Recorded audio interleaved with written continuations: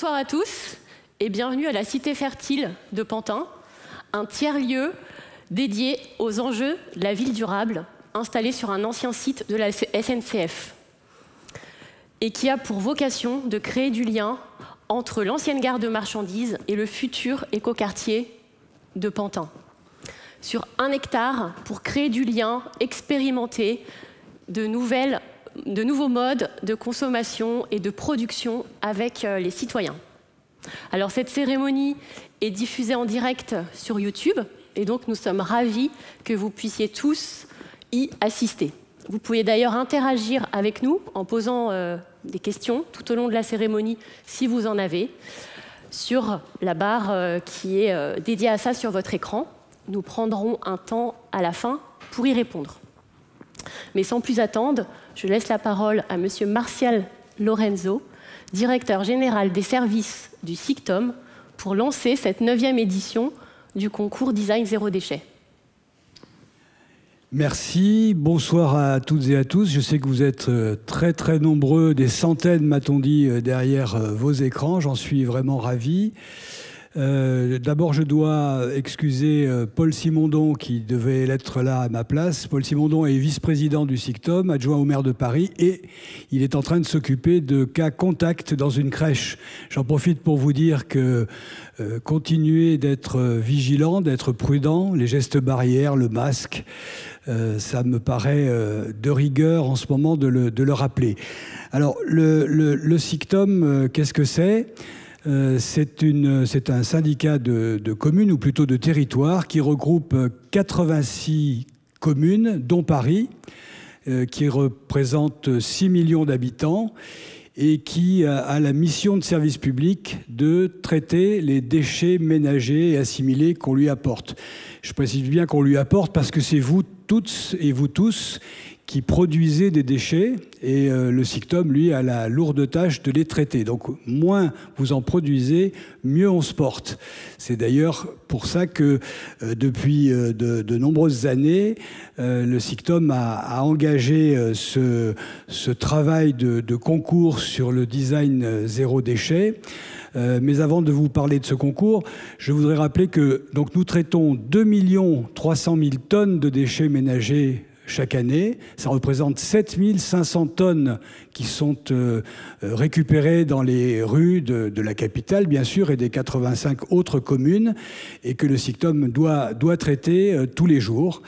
Nous les traitons de différentes façons. Bien sûr, nous avons des usines de valorisation énergétique, 3 usines, à Saint-Ouen, à Ivry, dont vous avez sûrement entendu parler, ou encore à Issy-les-Moulineaux, et 6 centres de tri et de fabrication de matières premières dites secondaires qui sont répartis sur tout le territoire, donc 6 centres de tri, plus un centre de transfert à Romainville qui permet de récupérer les ordures ménagères du quart nord-est, et enfin un réseau de déchetterie. Vous voyez, un équipement très complet qui permet au SICTOM donc de faire face à l'afflux des déchets tous les jours. Alors ces déchets, que deviennent-ils ? Chaque jour, ils sont soit incinérés, soit triés, soit valorisés. Pour vous donner quelques chiffres, nous fournissons, au travers du réseau de chaleur parisien qui s'appelle la CPCU, de l'énergie à raison de 43% de la totalité de l'énergie qui est distribuée et qui permet de chauffer l'équivalent de 300 000 logements.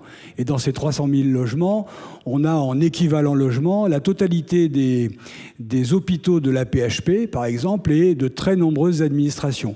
Donc, première façon de valoriser les déchets, enfin, première façon, la plus importante aujourd'hui en masse, on espère que demain ce ne sera plus le cas, c'est de valoriser en énergie, soit en vapeur, soit en chaleur, soit en électricité.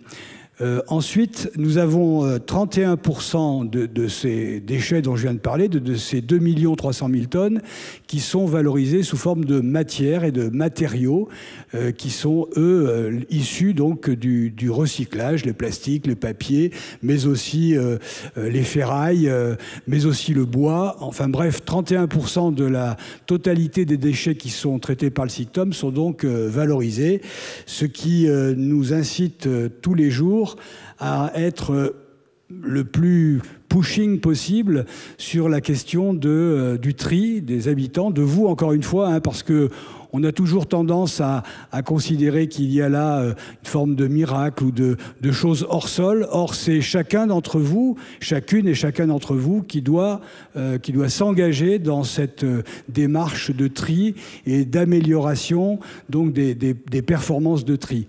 En plus, évidemment, il y a aussi... J'allais dire, j'aurais dû commencer par ça, mais j'ai d'abord présenté la maison, le fait que ces gisements doivent baisser. Et donc, pour baisser, il faut de la prévention, de la sensibilisation, de la pédagogie. C'est ce que nous cherchons à faire, là, en ce moment même.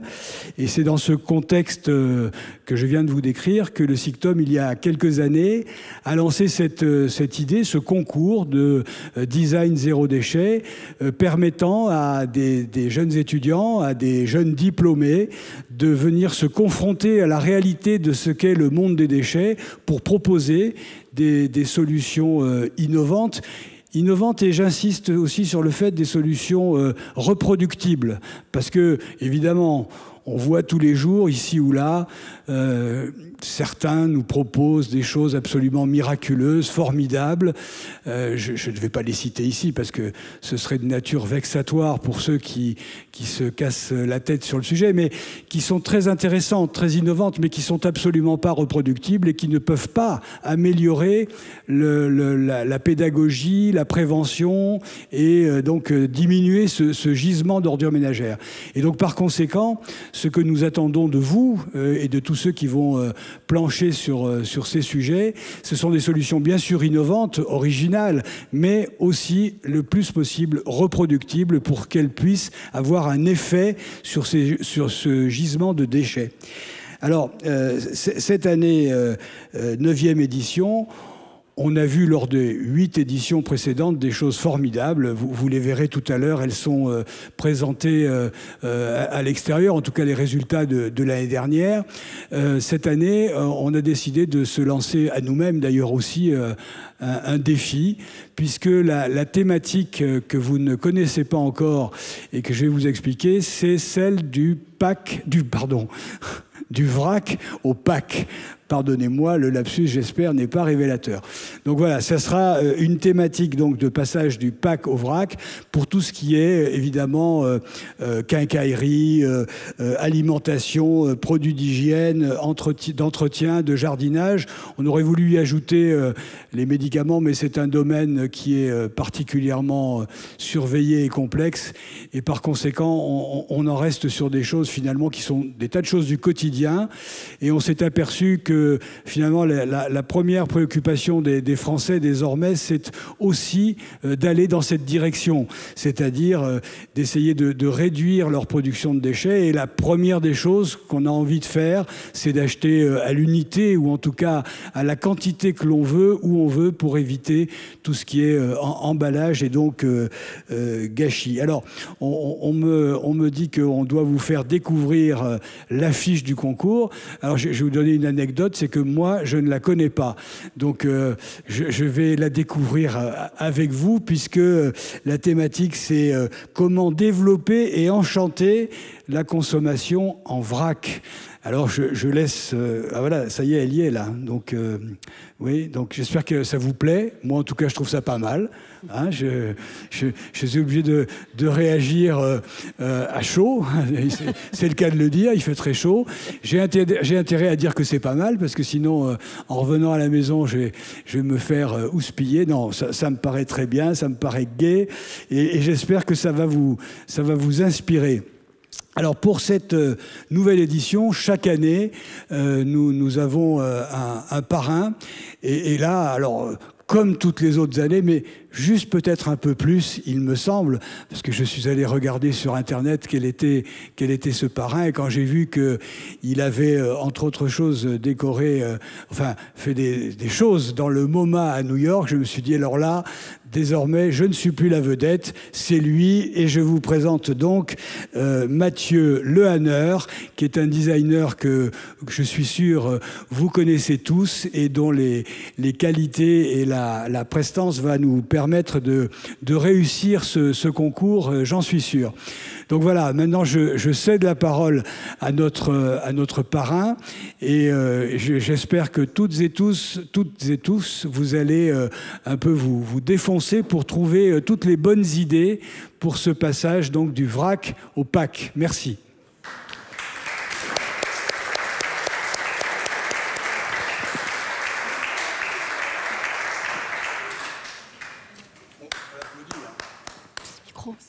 Le micro. Voilà. Non, c'est du pack au vrac. Ça fait 2 fois que vous vous trompez. Hein. Si, c'est du pack au vrac. Eh ouais. Je crois. Il est temps que vous trouviez la... Alors bonjour Mathieu.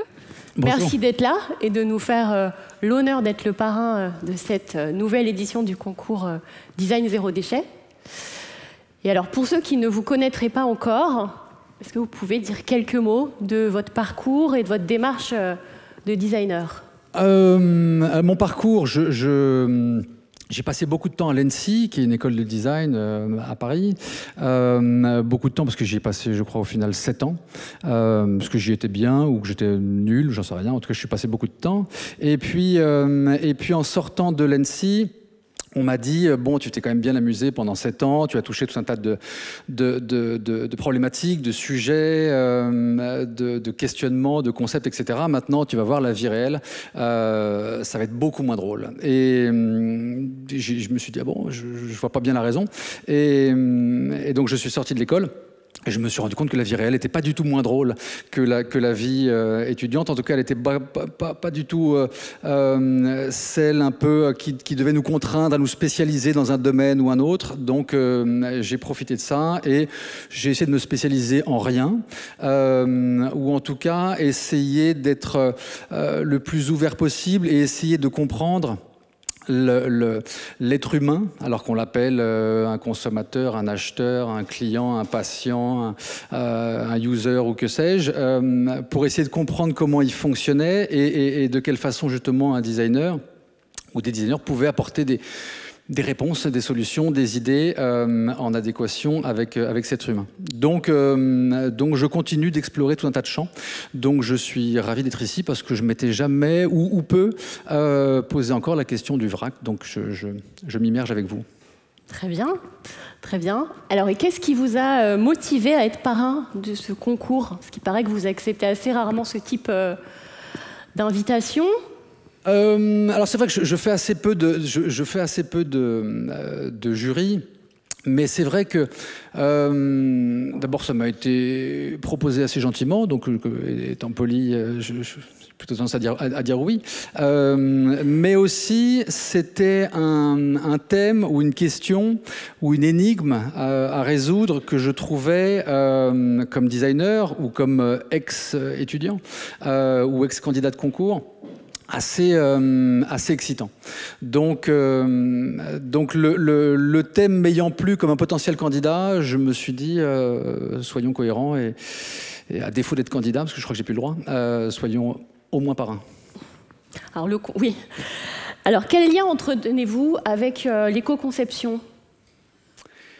Quel lien entre quoi et quoi? Entre moi et l'éco-conception? Oui, ou dans votre... est-ce que c'est un questionnement, quelque chose que vous intégrez c'est quelque chose qui est absolument intégré. Moi, je suis d'une génération où la question, quand j'étais encore étudiant, évidemment, on en parlait, mais on était un petit peu dans une ère qui démarrait, en tout cas, qui clôturait l'ère précédente, de très grands talents, mais qui avait quand même participé assez activement à doter cette planète d'un 7e continent, flottant entre 2 eaux. Et du coup, ma génération arrivait à la fois avec peu d'outils et peu de connaissances techniques ou théoriques, mais devant de toute façon non pas se poser la question de se dire est-ce que j'intègre ou pas l'éco-conception.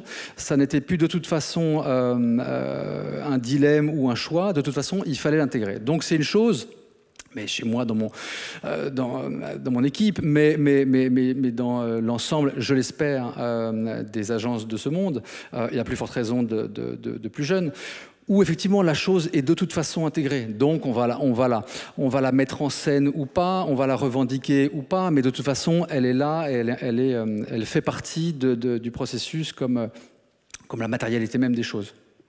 Très bien. Alors pour revenir à la thématique, vous l'avez précisé, donc du pack au vrac. Pack au vrac. Hein. Du pack au vrac. En quoi, à votre avis, le design peut enchanter ou réenchanter le vrac? Moi, je pense que ça commence dès le nom. Le vrac, déjà, est une chose, je ne me parle pas d'être enchanté ou pas enchanté, mais est un mot, une idée, une distribution, un concept, appelons-le comme on veut, mais qui déjà ne porte pas en lui une chose d'une grande désirabilité. On a tous à peu près compris l'intérêt qu'il pouvait avoir par rapport au zéro déchet, entre autres, mais si on n'y intègre pas cette désirabilité, ça ne prendra pas.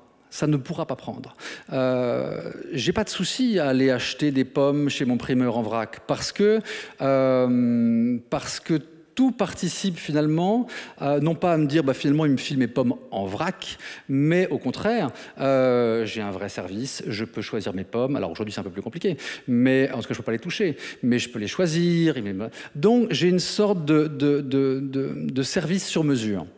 Et pour moi, cette question du nom, elle est assez symptomatique, c'est-à-dire que je pense que l'enjeu, il est d'arriver à faire en sorte que le scénario du vrac soit une chose vue de l'acheteur, du consommateur, de celui qui va acheter ses fruits, ses légumes, que sais-je, pas simplement ses médicaments, même s'il a été sorti du sujet, mais que ce soit une chose valorisante pour celui qui va l'acheter, valorisante pour celui qui va la vendre, valorisant dans l'histoire du produit que je vais prendre, que tout ça finalement fasse en sorte que je fasse cet acte-là sans forcément me poser la question du déchet. Si je vais acheter mes pommes qu'on me met dans mon sac, je ne me pose pas la question du déchet, je ne me pose pas la question vertueuse que va avoir l'impact du vrac de pommes dans mon sachet. Sauf qu'en fait, j'y adhère avec un grand plaisir. Et toutes les bonnes idées ou intentions, si elles se cognent et qu'elles ne résolvent pas la question de moi comme individu, j'ai envie de le faire et je sens qu'en fait, c'est valorisant, c'est agréable, c'est gai, c'est tout ce que vous voulez, je vais avoir du mal à rentrer dans l'histoire. Et ça, on s'en rend compte dans tout un tas de sujets. Des plus graves jusqu'aux plus légers. Donc, pour moi, c'est un des vrais enjeux de ce thème-là. C'est que, encore une fois, on en connaît les problématiques, on en connaît les grands avantages lorsqu'ils pourraient être mis en place de façon beaucoup plus large. Mais si on ne se concentre que sur la logistique, l'écosystème, la distribution, etc., et qu'on oublie ce truc qui fait en sorte que la personne se dise « ça me plaît », ou ça me plaît pas, on va louper le coche. Et juste pour terminer, quand la mode l'a très bien résolu, ou en tout cas de façon inversée, la mode a commencé par la haute couture. La haute couture, pour moi, c'est du vrac, dans le sens où vous choisissez votre tissu, vous choisissez les coutures, et vous sentez que la chose est sur mesure, elle est taillée pour vous. Donc il y a le nombre de pommes dont j'ai besoin, et il y a le nombre de tissus dont j'ai besoin. Et ensuite, c'est devenu le prêt-à-porter. Mais on sait aujourd'hui, dans le monde de la mode, ça fait aucun doute que la haute couture, dans la désirabilité, elle est au-dessus du prêt-à-porter. Donc pour moi, il faut arriver à faire cet enjeu-là et faire en sorte que le vrac, encore une fois le terme je ne le trouve pas encore très très sexy, devienne aussi sexy et désirable que la haute couture. Très bien. Donc du coup, dans ce sens-là, quels conseils donneriez-vous aux étudiants qui aimeraient et qui envisagent de participer au concours ?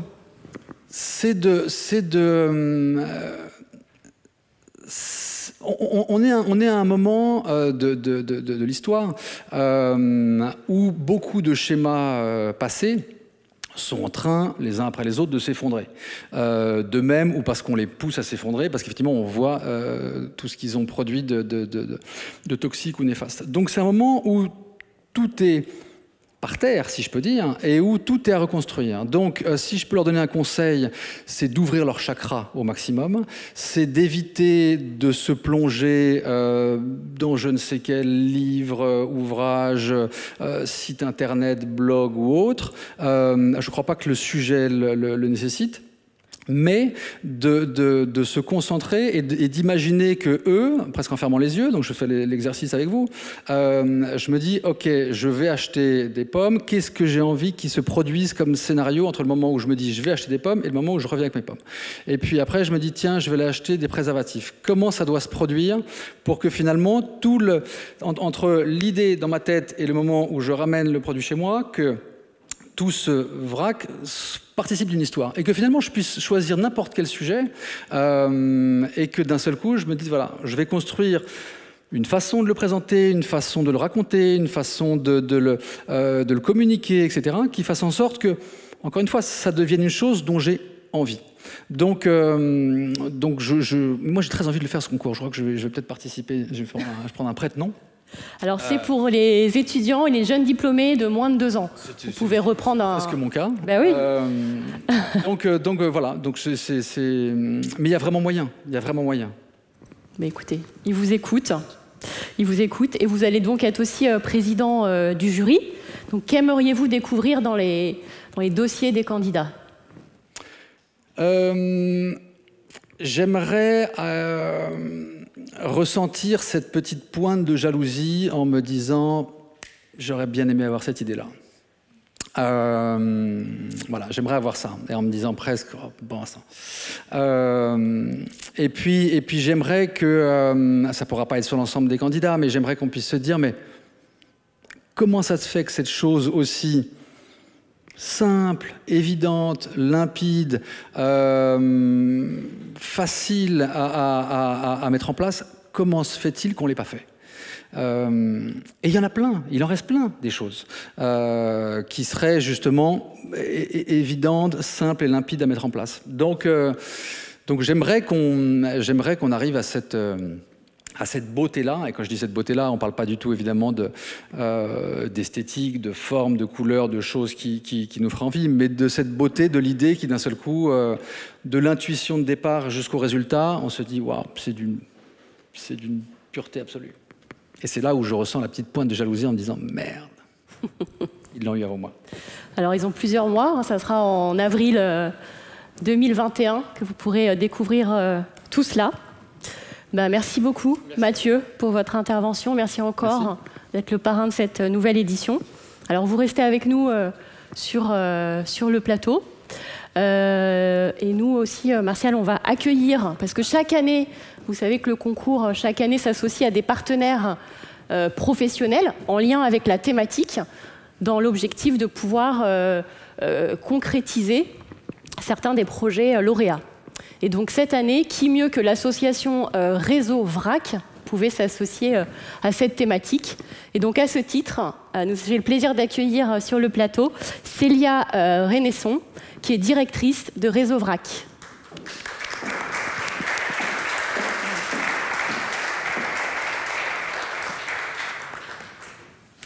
Alors bonjour Célia. Bonjour. Donc merci de votre présence, merci d'avoir accepté d'être partenaire de cette nouvelle édition du concours. Alors pouvez-vous nous présenter votre association, le Réseau VRAC ? 1, 2, ouais, c'est bon. Donc Réseau VRAC, c'est une association professionnelle de loi 1901. On a été créé en 2016. On fédère aujourd'hui plus de 1600 acteurs de l'écosystème, de toute la filière VRAC. Donc on fédère à la fois des producteurs, des fournisseurs de produits, services, équipements au magasin, des transformateurs, des distributeurs, donc des magasins bio, des épiceries VRAC et des porteurs de projets. Notre but, c'est de démocratiser le VRAC, donc de rendre le VRAC accessible, connu de tous, pratiquer, voilà, pour pouvoir changer à grande échelle notre consommation, avoir un impact positif. Dans l'émission, donc, nous accompagnons l'ensemble de ces professionnels à les développer. On facilite le développement de leurs projets ou de leur activité. On met en place un certain nombre d'outils, on noue des partenariats, on met en place des événements. On les forme aussi, parce que la formation, c'est clé, que ce soit la formation aux bonnes pratiques d'hygiène, à la réglementation, pour monter une épicerie VRAC, de manière aussi à permettre l'ouverture des points de vente, la professionnalisation des pratiques. Et enfin, on sensibilise à la fois les médias, les autorités, mais également les citoyens en prenant la parole lors d'événements, lors de conférences, etc. Très bien. Et du coup, pourquoi avoir accepté d'être partenaire de cette édition du concours Design Zéro Déchet? C'était une évidence. Ça tombait sous le sens parce que ça fait clairement partie des missions de Réseau-Vrac. Nous, depuis le début, on soutient les projets qui vont permettre cette démocratisation, qui vont permettre de rendre le vrac accessible, plus pratique, plus beau, plus hygiénique et plus vertueux aussi. On a à cœur de développer une filière du vrac qui soit zéro déchet, pas seulement entre le magasin et le consommateur, mais aussi en amont, entre le producteur et le magasin. Très bien, donc du coup, oui, ça répond aussi, et vous posez la question, qu'attendez-vous du concours Design Zéro Déchet et aussi des projets qui vont en émaner? Alors la filière du vrac, c'est une filière qui est vraiment en forte croissance. Depuis un certain nombre d'années maintenant, on a plus de 50% de croissance par an. Donc à la fois les enjeux et les attentes côté consommateur sont assez forts et diversifiés. Donc on a beaucoup de sujets à traiter. En aval de la chaîne, par exemple, entre le consommateur et le magasin, il faut faire en sorte que le vrac soit pratique. Voilà, il faut que l'expérience en magasin, elle soit ludique, elle soit pratique, elle soit intégrée dans les modes de consommation. Mais ça peut être aussi l'aspect contenant consommateur. Voilà, il faut que le contenant soit pratique, soit léger, soit hygiénique, permettre une bonne conservation des produits, soit beau aussi par exemple à la maison. Et en amont de la chaîne, je le disais, donc on a à cœur d'avoir une filière du vrac zéro déchet. Comment est-ce qu'on peut agir pour trouver des méthodes d'approvisionnement des magasins qui permettent de réduire les déchets d'emballage, par exemple, entre le fournisseur et le magasin. Et donc je suis certaine que cette édition va bénéficier grandement à toute la filière et nous permettre d'accélérer son développement de manière plus durable et plus responsable. Très bien, espérons-le aussi, c'est tout son objectif. Merci beaucoup Célia. Restez là si ça ne vous dérange pas. Mais moi, par contre, je vais laisser ma place à Marie-Pierre Martinet, directrice générale des services au SICTOM. Adjointe. Pardon. Bon, déjà. Pardon.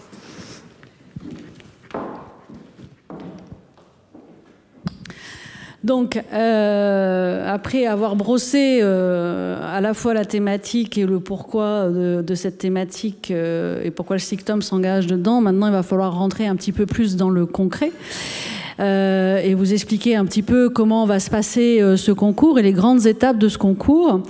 Donc aujourd'hui, alors je ne sais pas si il est prévu de projeter le schéma un petit peu, de dérouler. En tout cas, aujourd'hui, donc nous faisons ce lancement.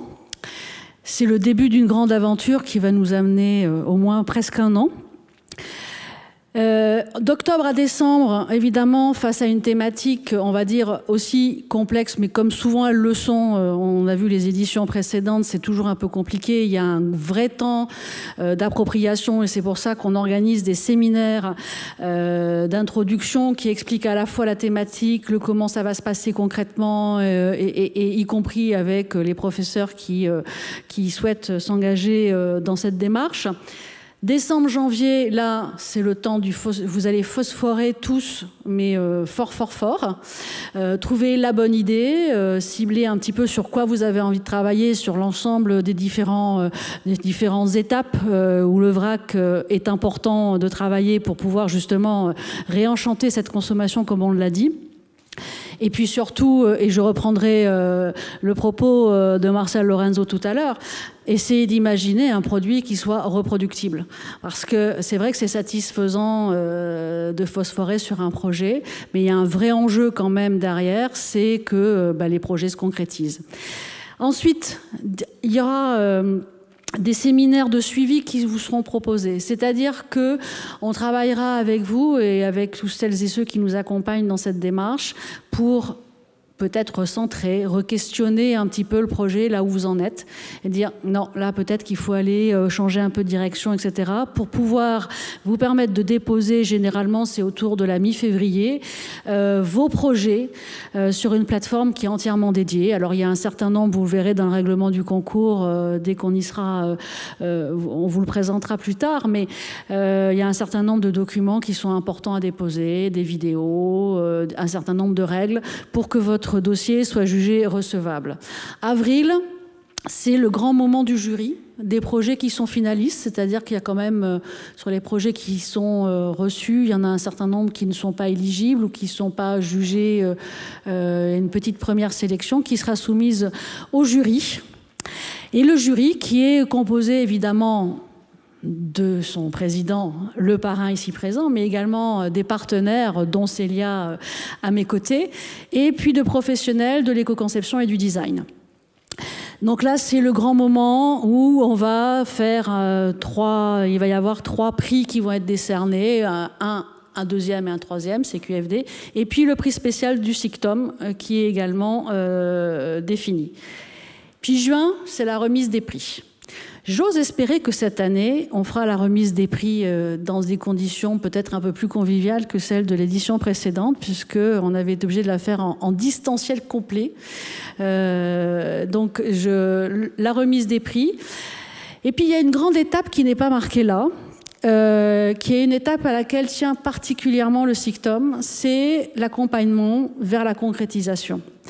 Et c'est loin d'être anecdotique parce que on a parlé de reproductibilité, on a parlé des cibles, enfin de qui était en capacité de concourir, des étudiants et des jeunes diplômés. Mais souvent, de l'idée au projet de manière concrète, il y a un temps qui nécessite de se confronter éventuellement à soit d'autres professionnels, que ce soit du secteur de la thématique, ou même d'autres designers qui vont vous renvoyer nous, le jury, il va valider une idée, un principe, et jusqu'au bout de comment le design va effectivement participer de ce renchantement du vrac. Mais derrière, il faut passer effectivement à la concrétisation. Et pour ça, le SICTOM a mis en place un dispositif, c'est-à-dire qu'on est accompagné de 3 designers qui vont monter des ateliers, notamment pour les lauréats, et donc Franck Magnier, mais aussi Nemo Thomas. Et cette année, et je trouve que c'est une assez belle évolution, va rejoindre le groupe des designers qui vont travailler sur les ateliers de concrétisation, Erika Cupit. Et Erika Cupit, elle fait partie des lauréats de l'édition 2016, qui elle-même a été accompagnée dans le cadre de la concrétisation des projets pour un projet qui s'appelle Glean, qui visait à réenchanter et à travailler sur le don des comment on appelle ça, des invendus alimentaires sur les marchés. On a un certain nombre d'autres candidats qui ont été accompagnés. Je pense notamment au Biosac de Sandy Travers, lauréate 2016, dont vous avez un petit exemplaire en entrée qui vise à comment est-ce qu'on transporte les déchets alimentaires pour aller soit de l'appartement au compost, soit de l'appartement là où on va déposer les déchets alimentaires. Il y a Felto de Charles Sade aussi, lauréat 2017. Qui lui, c'était plutôt comment est-ce qu'on isole en utilisant du tissu, on fait des briques isolantes en utilisant du tissu recyclé. Il y a Césart d'Emeline Chenier en 2016 également, qui a été accompagné, c'était sur un outil de sensibilisation à destination des plus jeunes. Et puis enfin Bisquoire de Marie d'Orange, j'ai un trou de mémoire sur le deuxième nom de famille. Rangis, non, bon bref. Donc, Marie d'Orange, 2018, lauréate 2018, qui elle aussi a été accompagnée. Et là, on est sur un produit de mémoire qui est autour d'une petite nappe qu'on pouvait réutiliser dans le cadre de pique-nique. Mais je me trompe peut-être, donc je ne voudrais pas m'éterniser. Donc, les choses commencent sérieuses. Les choses sérieuses commencent. C'est comme voilà. Donc, le SICTOM inverse les mots, il faut le savoir. En tout cas, moi je suis particulièrement contente de cette thématique parce que je pense qu'effectivement elle a un bel avenir devant elle et c'est un des moyens. Il y a on a beaucoup parlé des consommateurs, mais je pense que ce sujet-là, il vise aussi les producteurs et je pense que leur rôle est tout aussi important que nos consommateurs. Certes, Chaque petit ruisseau fait la grande rivière, mais encore faut-il qu'en amont aussi on puisse proposer des choses qui facilitent le travail des consommateurs. Voilà. C'est fini. Ah oui, non, pardon. Oui, heureusement que Myrtille me rappelle à l'ordre. Qui d'ailleurs, Myrtille, qui va vous présenter donc les malles qui sont installés donc notamment à l'entrée, qui sont les malles d'exposition qui pourront se déplacer et qui relatent les lauréats de l'édition 2020, celle que nous venons de terminer. Voilà. Ah ben c'est pas Myrtille, mais c'est pas grave. Vous les aviez découvertes l'année dernière lors de l'exposition à Grande Contrôle, figure incontournable de l'édition du concours Design Zéro Déchet 2019, les malles. Les malles, elles reviennent cette année et elles ont été entièrement relookées à l'image du concours 2020. Donc il y a 2 malles que je vais vous présenter. Chacune des malles a 4 volets. Donc ici, un premier volet qui présente le concours Design Zéro Déchet dans ses grandes lignes, à qui il est destiné, le calendrier et également une présentation du SICTOM, donc avec beaucoup aussi d'éléments interactifs sous forme de vidéos que vous pouvez écouter. Deuxième panneau de cette première malle, une présentation de 4 projets d'anciens lauréats du concours, des projets qui ont été concrétisés ou prototypés. Je vous emmène de l'autre côté de la malle. Et donc, pour le deuxième côté de cette première malle, nous avons d'abord un focus sur la thématique de l'édition 2020, qui était comment lutter contre le gaspillage alimentaire dans la restauration commerciale. Et ici, vous avez une présentation de tous les professionnels, parrains, partenaires, membres du jury, issus du milieu du design, de la restauration et de l'environnement qui nous ont accompagnés tout au long de cette édition. Cette deuxième malle présente les 14 projets finalistes parmi les 156 dossiers reçus. Donc chaque finaliste a un espace identique que vous pourrez découvrir. Vous pourrez aussi découvrir les 4 lauréats.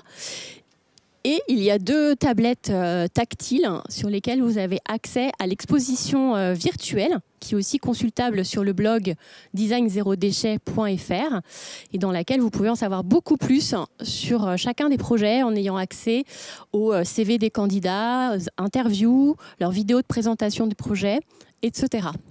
Ces 2 malles sont conçues pour voyager. Donc si vous souhaitez les exposer dans votre école ou dans votre ville, n'hésitez pas à nous contacter.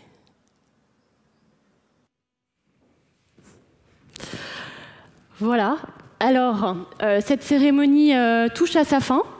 Nous avons eu quelques questions d'internautes, notamment une de la part de Virginie Rapia de l'ESAB de Nevers, que nous saluons. Elle a déjà fait participer ses élèves à des précédentes éditions. Alors, une question par rapport à la thématique. Y a-t-il des secteurs qui sont très en retard par rapport à d'autres et qui présenteraient une plus grande urgence encore que les autres quant au vrac? Alors, c'est vrai que je regarde Célia. Alors, c'est bon, oui. Au niveau du secteur de ce qu'on appelle la grande consommation, donc les magasins traditionnels, on peut déjà rester sur ce secteur-là. Et tout ce qui est liquide, donc tout ce qui est vrac liquide, que ce soit alimentaire ou non alimentaire, voilà, ça fait partie vraiment des produits qui sont en train de se développer et il y a beaucoup de choses encore voilà, à innover.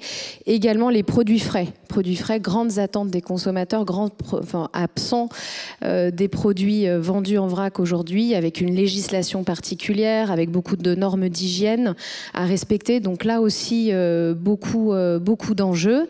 On a aussi l'enjeu des marques aussi qui veulent rejoindre le vrac. Comment intégrer les marques dans le vrac? Et ensuite, nous avons le secteur du bricolage, de la jardinerie, de la pharmacie, de la peinture, voilà. Ensuite, en dehors des circuits traditionnels de consommation, je pense qu'on peut s'attaquer à peu près à tout. Au sein de Réseau Vrac, nous avons une directrice juridique, donc nous serons là aussi pour veiller au cadre législatif et vous aiguiller dans les projets au besoin. Très bien, merci Célia. Alors justement, j'ai une autre question, une précision. Si l'alimentation animale rentre dans le champ de la thématique?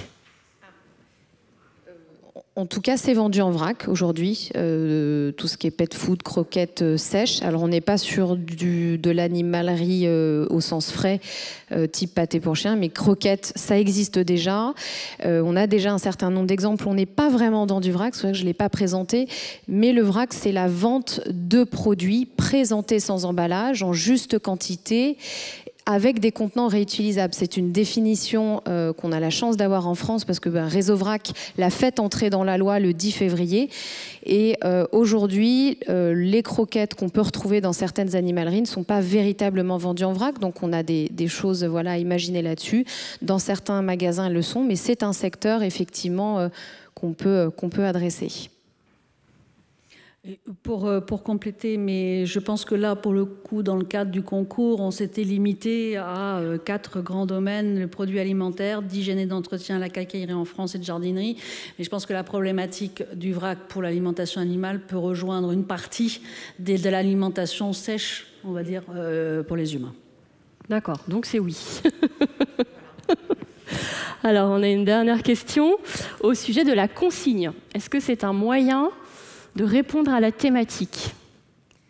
Alors la consigne au sens strict n'est pas du vrac à partir du moment où la quantité achetée n'est pas libre, où la quantité est imposée.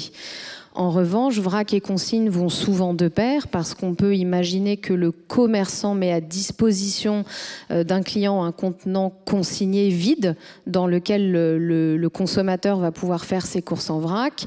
Dans ce cadre-là, oui, la consigne pourra être, à mon sens, mais à vérifier avec les organisateurs du concours, intégrée.